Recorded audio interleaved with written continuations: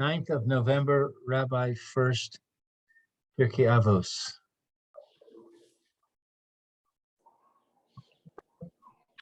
Okay. Good morning. Good morning, everybody. How's everyone this morning? Baruch Hashem. Called to say there. Okay. Good morning, Elizabeth. Good morning, Lou. Okay. Recording's on. Good morning. This is Rabbi Shlomo Furst here, Yeshiva Tzama Navshi.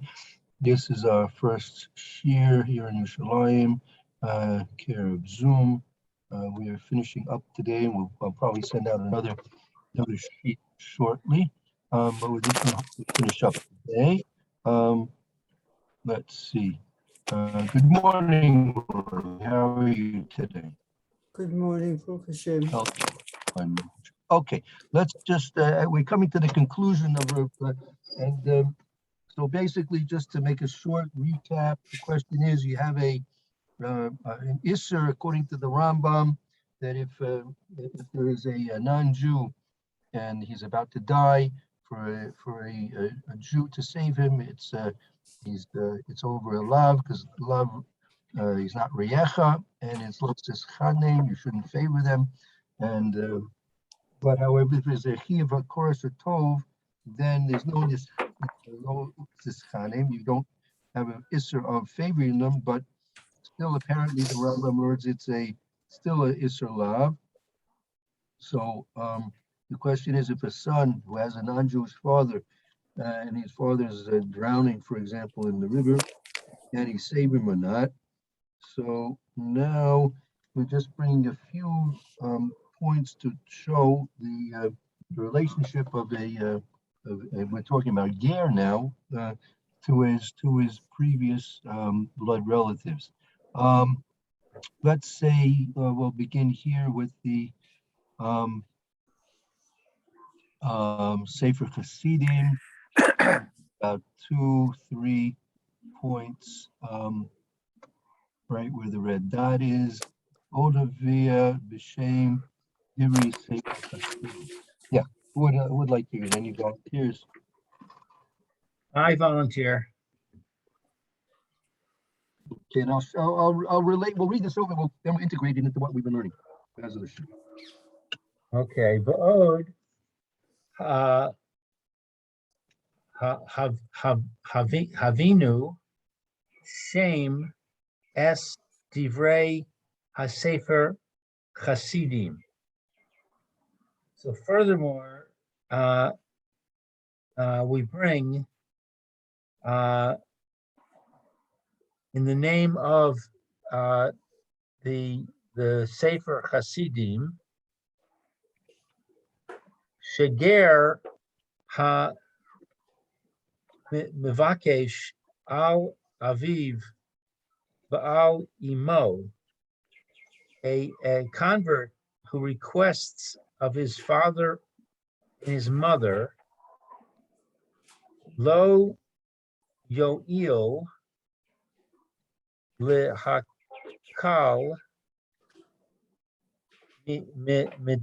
Medina. It's not effective. Ease. What is Medinam? Their judgments from din, the word din. This is asking like for teshuva for them or something? I think he's talking about that they're already in Olam the Hamas. They're not in this world anymore. And he's praying that they should have Hashem should ease their judgments.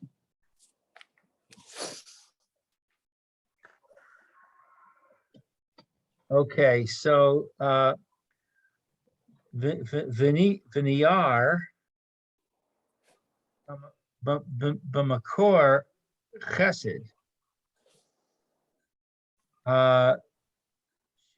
Hasiba L'chach Ki She Afalgav Shepara Mizacha Abba. Okay, so what's VR? He Explains. explains. He explains That's a safer, Mekor Chesed. in Mekor Chesed that the cause to you, for you, The reason is that because, meaning the reason why the Ger's prayers for his blood parents are ineffective is because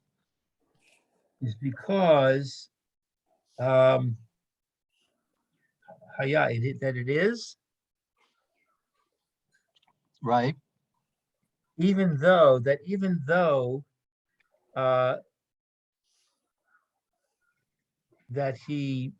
blessed. No, This is a phrase in Aramaic, bra mizaka haba, that the son privileges the father. So even though that he privileges the father, I mean, that's a general rule. That's a general process. And anything that the son or daughters, for that matter, do in terms of Torah and mitzvahs, those things or those mitzvahs automatically get accrued to the parents because they were part and parcel in bringing this person who's doing good deeds and learning Torah in this world, so that since they're a cause of that, they get a reward for the good deeds of their children. And what about if they do Averos? Is it possible to say this is the kind of child you raised in my world? Could be. Very, very possibly. so even though the son privileges the father, kol makom ger shenis gayer katan shenolad dame. Nevertheless, a convert that converts is like a newborn child who Which really means that any previous relationships he had with people no longer exist. Meaning his blood parents are no longer considered spiritually to be his parents. right who may avad es there's a lot of noise coming from the background. I think Eliezer, thank you. May avad es kol hataya cha so.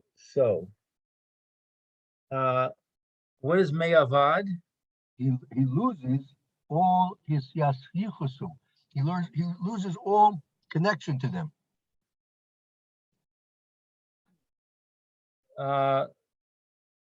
La'aviv. He loses all connection to his father. So, so the son, if the son requests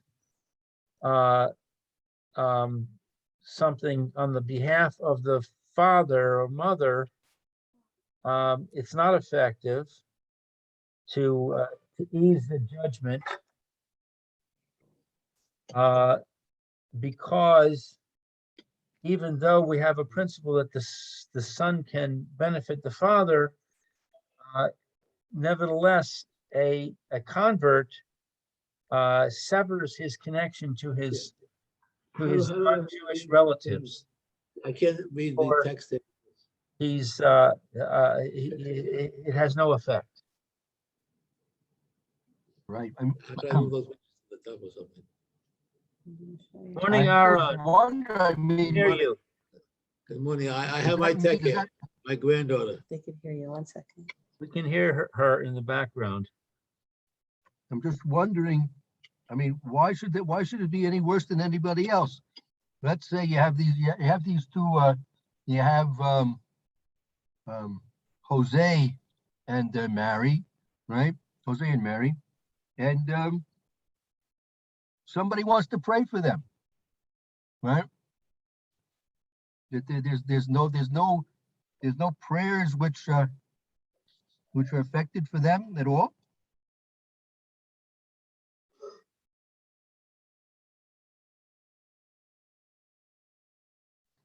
I'm not sure what the point that's being made over here. Okay, we understand that the ger that he's mevakish on his father, his mother and father doesn't help anything in terms of his their dinim. But what if someone else wants to pray for them? There's no I don't see the big prayers for them. Don't know. Not sure. Okay. In any event, How can you break the love that must exist between the father and the son, or the son and the parents, despite him being a ger? yeah, I don't think you can sort of scotch that. I don't understand you, Roy. I don't think I don't. Nobody says you have to But- stop, you don't have but to the stop fact- loving the person. You don't have to stop loving the person who was your parent, but, he's legally not your parent anymore, but he could be just, he's another nice person who you have affection for. Well, but You can't legislate emotion. maybe can't- he's not a person at all. What? The rabbi's point was, maybe he's not a person at all. What do you mean he's not a person at all? well, If again, his prayer is not going to have any effect, then it's like he doesn't exist. yeah, but again, I mean, it's hard for me to understand what this actually means because the, Okay. when we I think- say that he's like a cutting canola dummy, so his father is not really considered his father anymore. His mother's not considered his mother anymore. Okay, but so he's tell me in America, right? Don't they have a ceremony that they pray for the government and the president of the United States? Absolutely. Yeah, they do, right. Are those prayers effective for anything? Not for Democrats, just for Republicans. Even I understood that.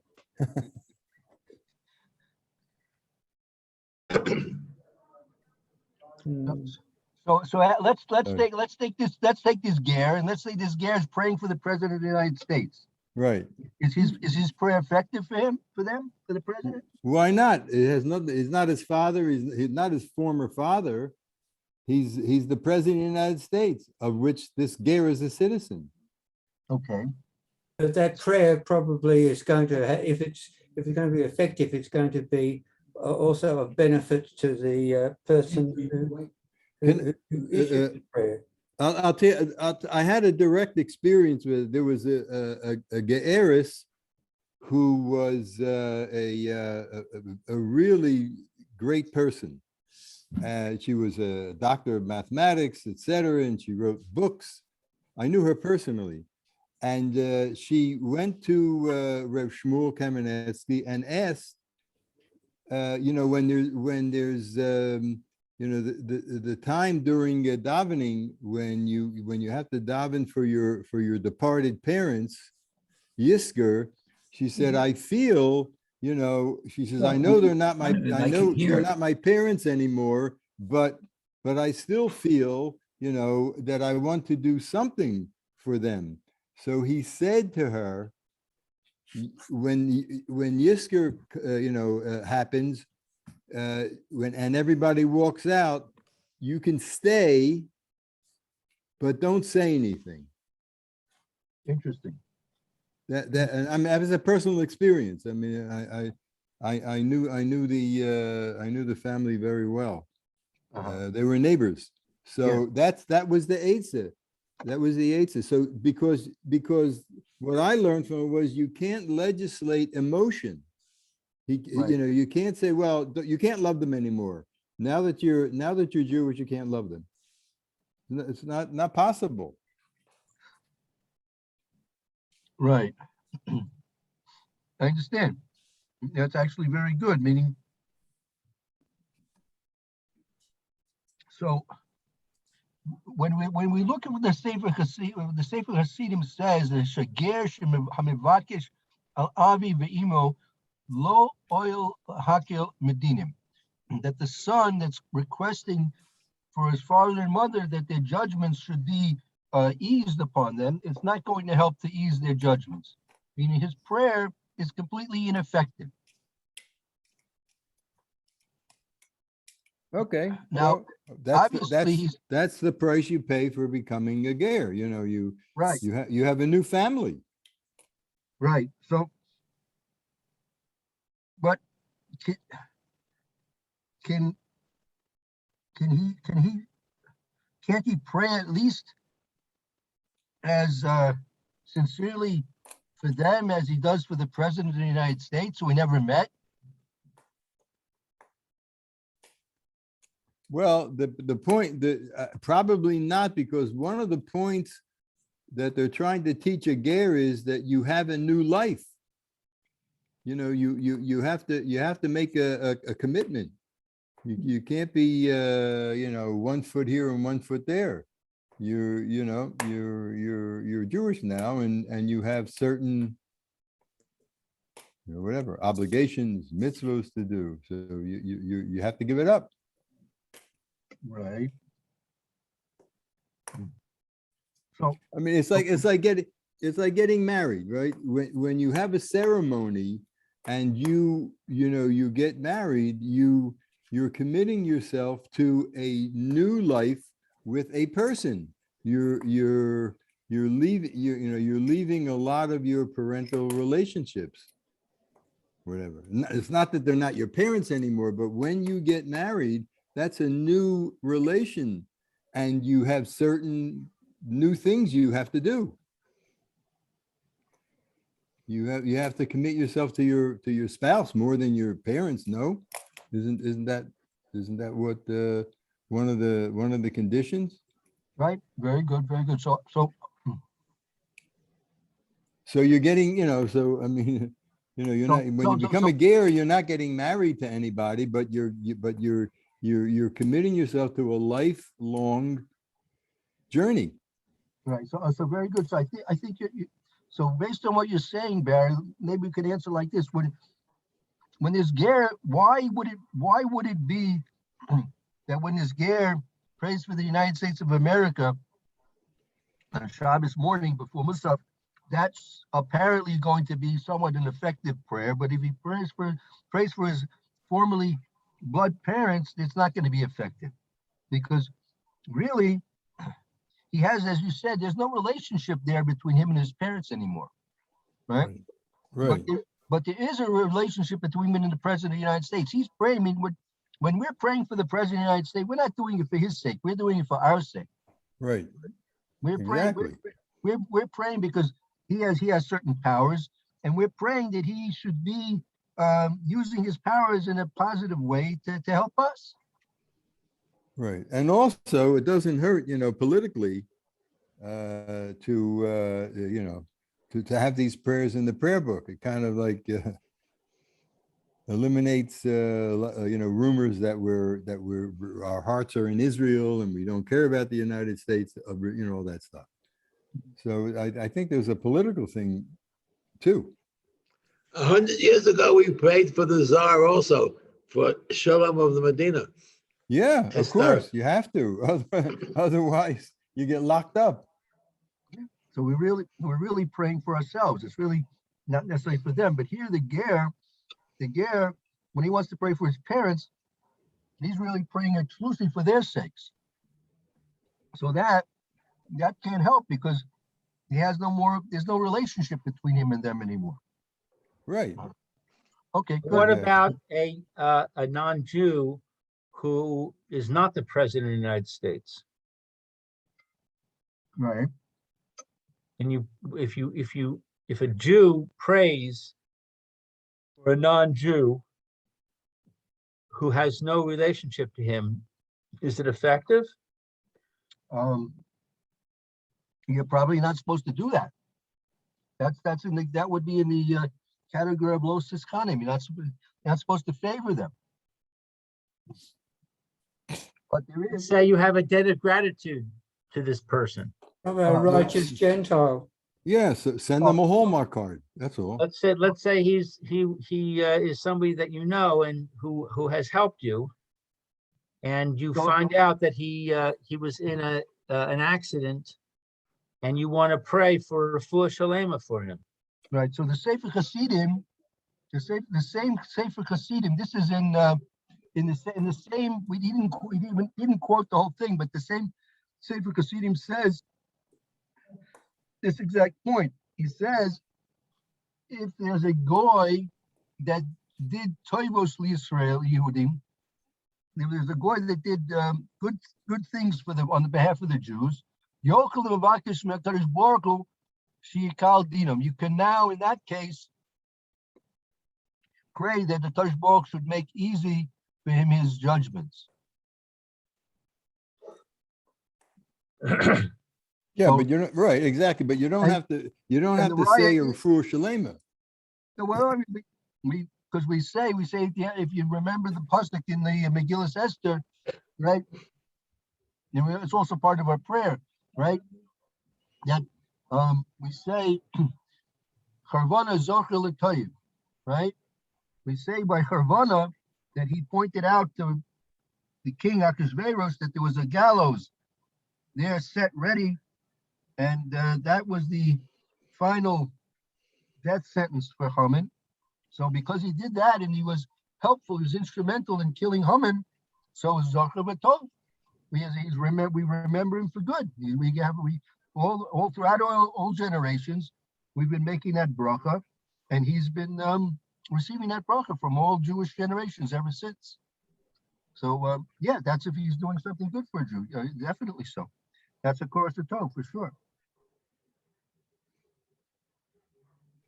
So, Okay, so now the question is, going back to the father, why is the father worse than this non-Jew who did something nice for you?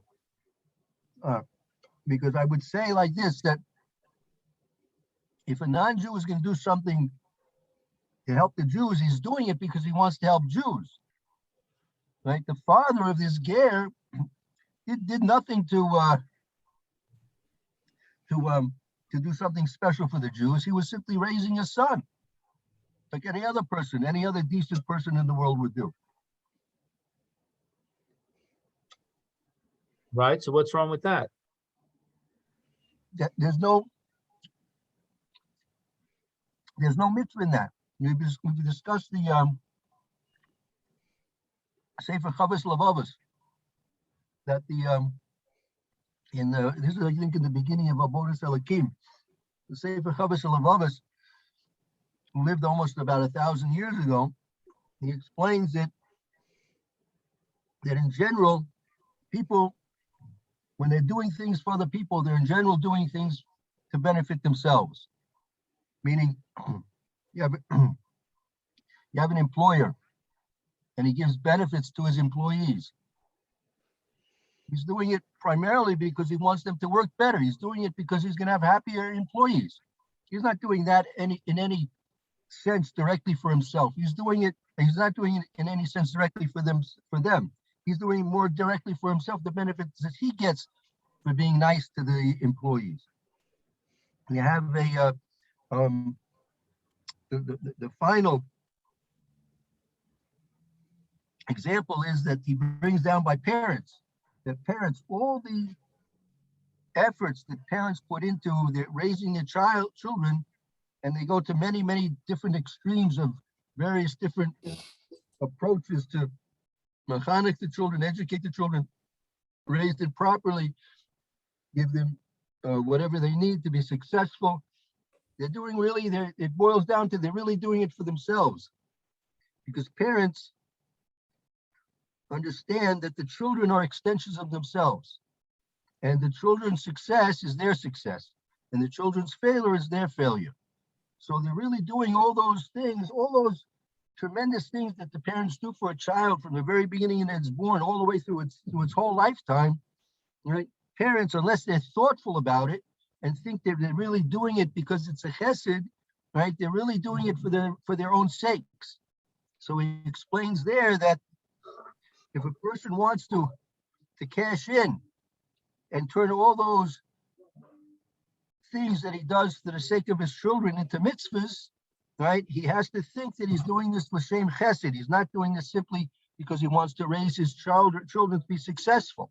Because if he's simply trying to raise his children to be successful, he's losing out on the mitzvah value of all that chesed that he's doing constantly, perhaps, and with great mesiras nefesh, great self-sacrifice and expensive time and money and energy, that the success of the children they see as their own success. So they're really just funneling that success of the children into themselves, in which case they don't get any mitzvah value of all that chesed that they're doing constantly with their children. Right? So also the father of a ger, the father of the ger, he was simply doing what any natural, good-hearted father would do for the sake of the son. But he's not doing it really for the sake of the son. He's really doing it for his own sake, that he wants to be successful for whatever reasons. He's going to have a successful son. He's not going to have the embarrassments and the difficulties of having a son that's not proper, not sociable, not keeping in terms of the laws and regulations of the place where they live. So he's really doing it for his own benefit.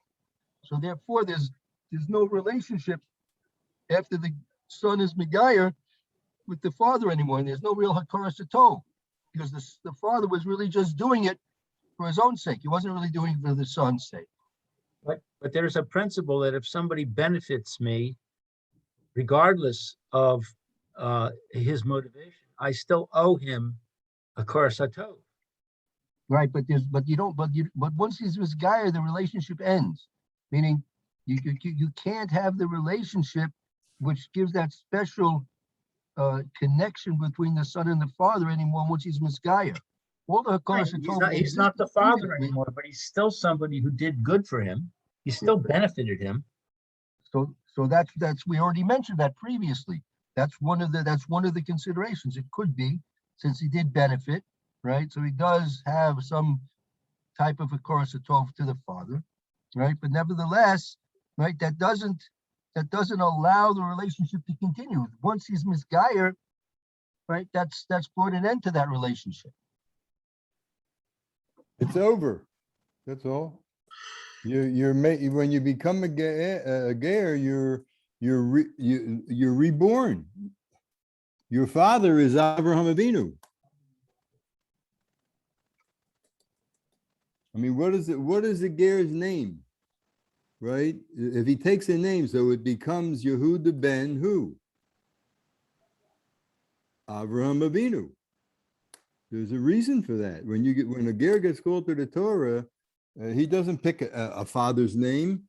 He spiritually, he's now the child of Avraham Avinu spiritually.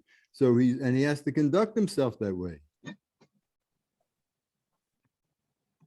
Let's take a look at the next paragraph. He's going to emphasize this point in the next paragraph. Achein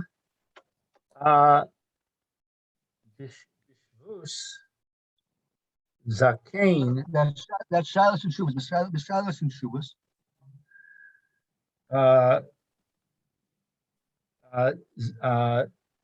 Aharon. So we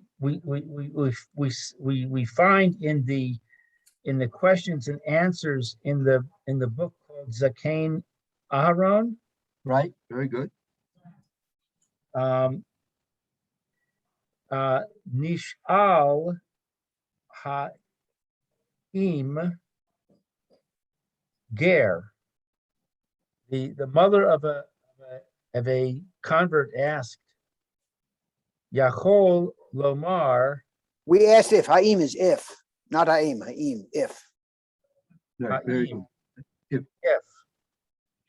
If a ger is able to say Kaddish al Aviv Hagoy, is he able to say Kaddish concerning his father who is not Jewish? V'ha arich lidon al pi hasogi div mos. Because he went into details on this question according to the Gemara topic that's mentioned there in Yevamos.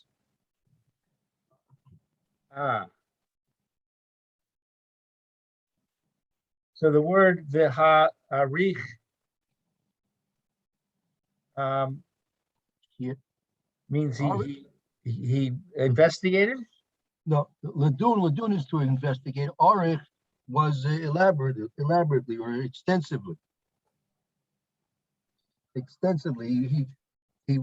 investigated this extensively. Okay, in accordance with the Masechta of Yevamos, de ger she nis gayer pikatan shenola dami, that a convert that converts is compared to a newborn baby. Oh, okay. Sayim sheyesh makom likvod es aviv v'lomar kaddish. What is sayim? He concluded, saying to conclude, He concluded. like you have a siyum, you make a siyum of the Gemara, siyum Hashas. Oh, okay. That there is a place to honor his father and to say Kaddish. So in terms of halacha, there would be an opportunity. There would be an opportunity to say Kaddish for the honor of the father.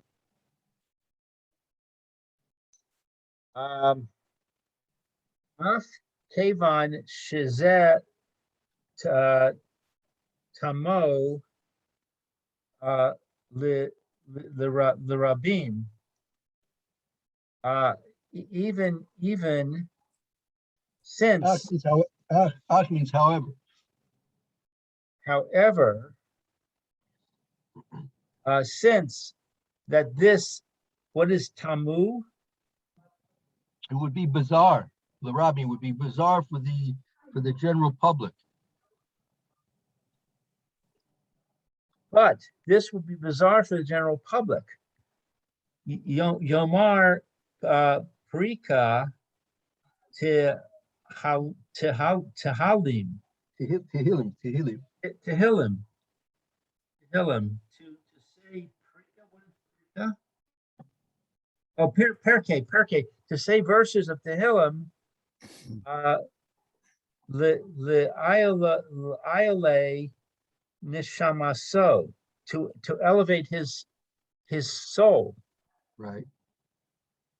But since it would be bizarre for the common people to say verses of Tehillim. No. So since it would be bizarre for this ger to be saying Kaddish for his father, and the people looking on said, "What? This fellow is clearly he's a Chinaman, right? You have this ger, he's a Chinaman, and you see he's saying Kaddish. It's bizarre. Who's he saying Kaddish for, right? Some Chinaman. We don't say Yes, Kaddish to Chinaman. especially if he's saying it in Chinese. Especially, Right. especially in Borough Park. Yeah. The Im Kain Benidon Didan Yischan Sheyesh makom, Yitachin, it's possible, Yitachin, it's possible. yitakain, possible. Yesh makom lahatzio es aviv hagoy. That there is a place, lahatzio, I forgot what that is. Save. Save his father who is not Jewish. But what is this? And if so, Im Kain, if so, Nidon, that's with the judgment? Well, Beam came Benidon Dinan in our question, the question that we're judging now, the question we're deciding, in this question that we're deciding now, In this question, it's possible that there is a place to save the non-Jewish father. So in other words, since we have this principle that a person can say Kaddish for his non-Jewish father, even though we don't do it because it would look funny, it is a basis to say in the case of our question that it's possible that you can save the non-Jewish father. Boy, this is confusing. Mitzorachin, but it still requires more analysis to come and say give a definitive decision. So there was no definitive decision given in this case. Okay, so it needs further analysis. Right. Okay, so this is Bereshis Perek Kaf Daled. Okay, you could leave that. That's just something what was related to something previously. Okay, so that's the end of the tshuva. That it's undecided as whether or not the son, whose father is a non-Jew, can save his father from death, right? And that there are indications possibly yes, there are indications possibly no. So So let me pose the question that originated this discussion. I told you I was discussing this with some Orthodox Jews, Right. and the question that was raised was: you're driving along, you're 15 miles, you're in the wilderness, you're 15 miles from the nearest city. The nearest city is mostly non-Jewish. right. And you see there's been a terrible accident, and the driver is not alive, and you hear a baby crying. Right. Can you pull over and rescue the baby? Right. So I think it's significant because the baby you can't say that the baby is a sinner. But you don't necessarily have any hakaras hatov for the baby. Right. So that relates a little bit there. That goes to the Gemara there. Mishnah. The Mishnah. Yeah. If you notice here, right. If you notice, you'll see the little. Hopefully, I'll get a red dot on the screen somehow. Oh. If you notice the red dot, okay. I don't see a red there. I see it.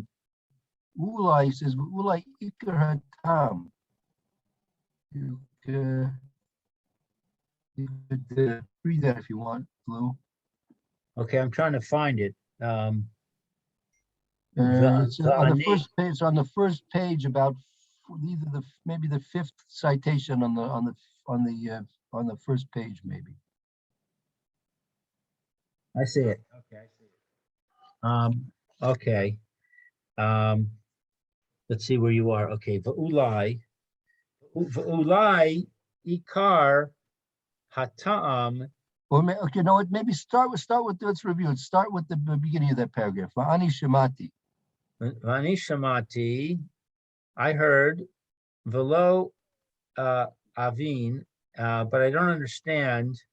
Heach yalif, how it is derived. Mehai kra, from this pasuk, lo ta'amod al dam reacha, do not stand by the blood of your friend. Ve'ein zeh reacha, and this one is not your friend. The aser lahatzilu, it's forbidden to save him. He's saying, I don't understand how we derive that you're not allowed to save the non-Jew. I mean, just because he's not reyecha, okay, he's not reyecha, he's not your friend. But since he's not your friend, why does that create a prohibition to save him from death? Right, Isser milavan. Where do we see that the prohibition comes from? Right. In other words, it's okay. He's not your friend, so you don't necessarily have an obligation to save him. But who says it's Isser? It's Usser. Right. Dilma, Eno mitzvah lehatzilo. Perhaps it's not a mitzvah to save him. Aval isur biha leka. But a prohibition, it is not a prohibition. Right. So it could be okay. So maybe you'll say it's not a mitzvah to save him, but maybe on the other hand, there's no real issur to. But if you would save him, there's no issur. Right. V'ulai ikar hatam she'asur lahatzilo hu mipnei kishem she'asur the Bas Yisrael. Perhaps the essence of the reason that it is forbidden to save him is because that the name of the prohibition is a daughter of Israel. Kishem, like similarly, the mipnei kishem, just as usher lebas Yisrael, just as it's usher for a Jewish woman. Just as it's usher for a Jewish woman, the hanik es bana to nurse bana is a child. Bana shel nachri, it's a child of a non-Jew. A child of a non-Jew. Mipnei she magdilas ben lavodah zarah, because that it will be raised as to do avodah zarah. Right. So here we Now we're back to this issue of avodah zarah. right. So in other words, you're going to say that even though the baby has no sins, because it's not Jewish, it's going to grow up to be an avodah zarah nick. Right. Right. So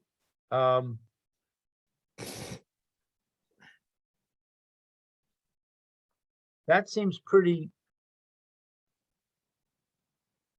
unlikely to me. If you're in America, most people in America are not idol worshipers. right? So why would you presume that the child is going to grow up to be an idol worshiper? Well, that'll depend, first of all, whether or not, idol worship exists in our time or not. Is Catholicism considered, Christianity considered idol worship? I don't know. I asked the Shaila to Rabbi Burrow Wine, Yeah. and I asked him, is Christianity avodah zarah? And he said, he quoted the Rambam and said that Protestantism is not, and Catholicism is. Okay. So it could be that at the time that these things are being written, the majority of people were Catholics. Where the Jews lived. Yeah, in Europe, Yeah. Catholic Church was very strong 300-400 years ago. But today, I don't know what the demographics are of Europe, but that's why I brought up America. In America, we wouldn't say that. And also, if you're in a Muslim country, so Rabbi Wine said that Islam is definitely not avodah zarah.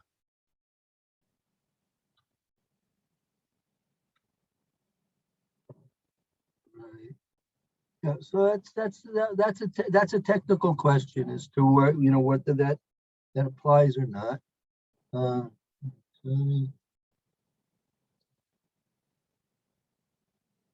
are you saying, based on what I just read, that you would not save the baby?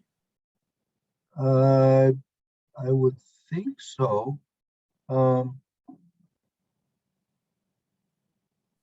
If everything had applied to what the Mishnah is talking about over there, right?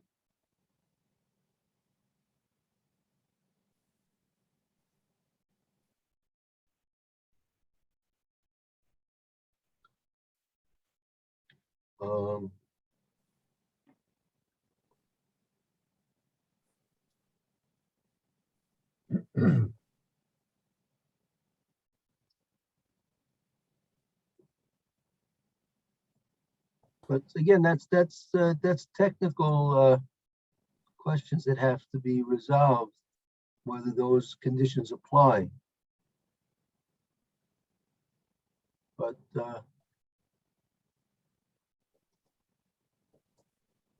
So I guess what comes out of this is that the prohibition is not based on the fact that the person is not Jewish, based on whether or not the person is a sinner. well, yeah, that's the primary. Yeah, that's the primary reason. Again, why the Rambam is explaining Reyecha in this way. Why that's still a question. Why the Rambam derives the prohibition from that is not Reyecha. That would include, even if he's not necessarily a sinner, but not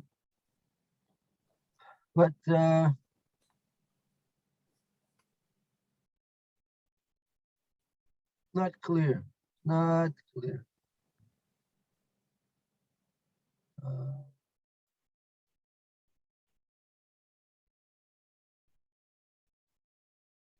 Hmm.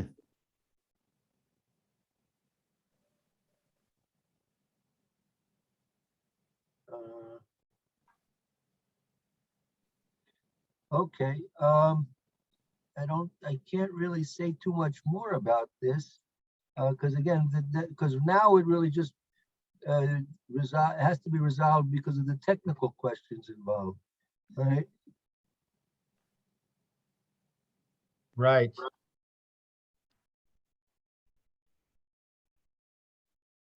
So in the case of the neighbor, the non-Jewish neighbor who has done good things for me, and I want to daven for a refuah shlema, and let's assume that he's Muslim for this question. So get rid of the avodah zorah issue. Right. What will we say in that case? 1 second. Yeah. So, I mean, if there's a Kurasa Tov, we saw if there's a Kurasa Tov, there's no prohibition of lo teschanim. There's no prohibition. Whether, so it could be it's permissible. Could be that's permissible. Uh,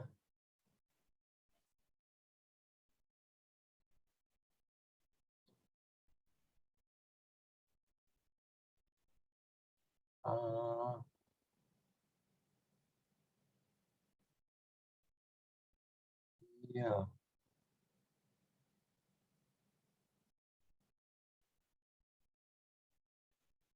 That 1 second. Just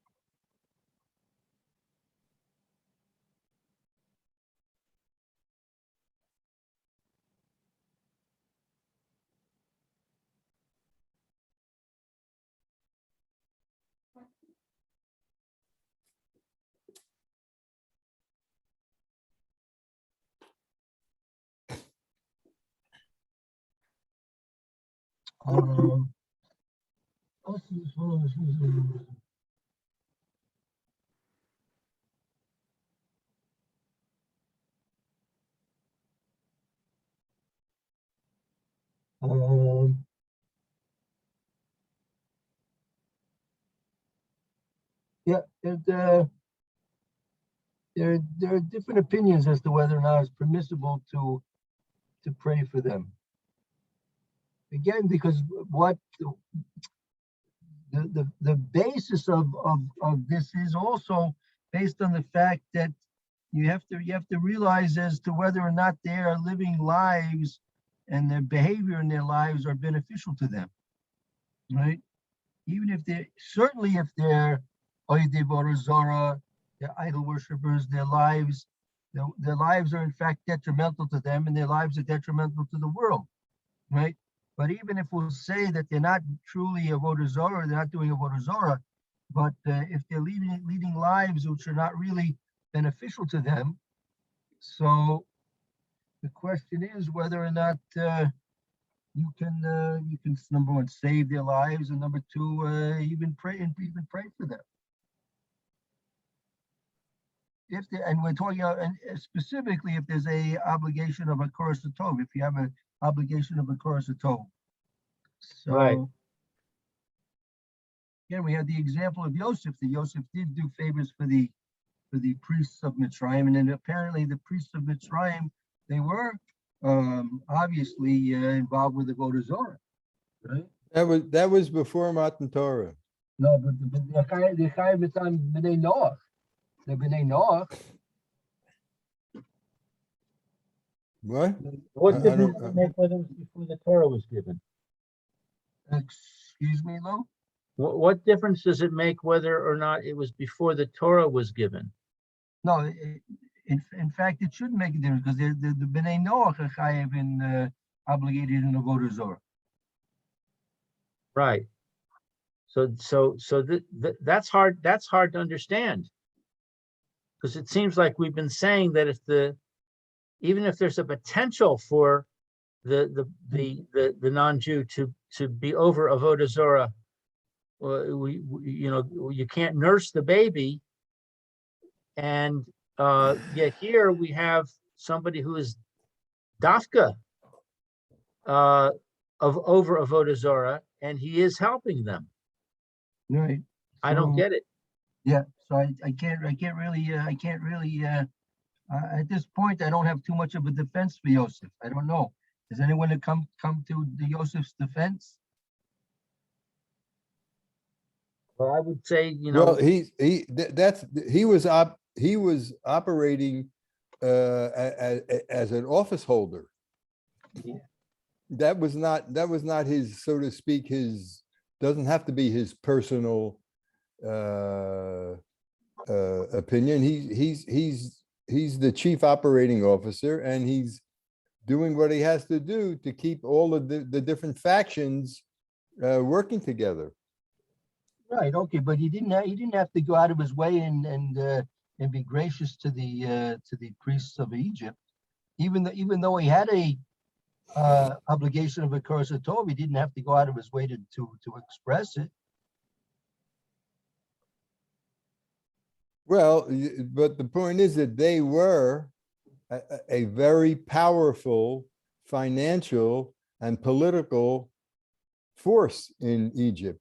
So he wasn't, so when he took over, he wasn't about to start butting heads with people who could potentially be jealous of his power.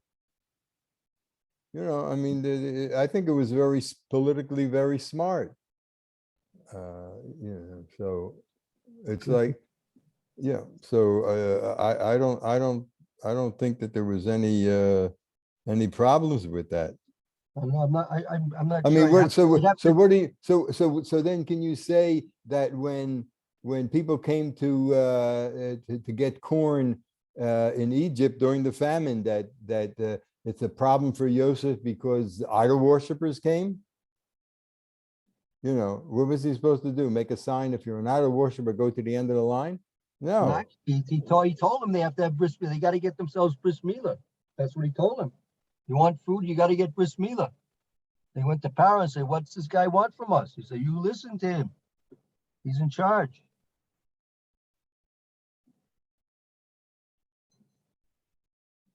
Yeah. Right. So why didn't he tell him to stop being Oived of Avodah Zarah? That's a good question.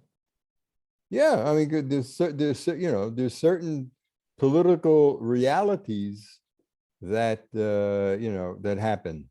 Well, I don't know. When you're in office, I have to get a back copy of the Egyptian New York Times of the day there and read the political analysis columns. Yosef's rise to power. And what date do you want? Oh, I don't know. I have to look. You get the papyrus copies out there, the cuneiforms, right? Dust off the cuneiforms. Yeah. Okay. Anyway, we went past our time. It's 10 o'clock already. Okay. Bez Hashem, so it's not such a simple question. It's not such a simple answer.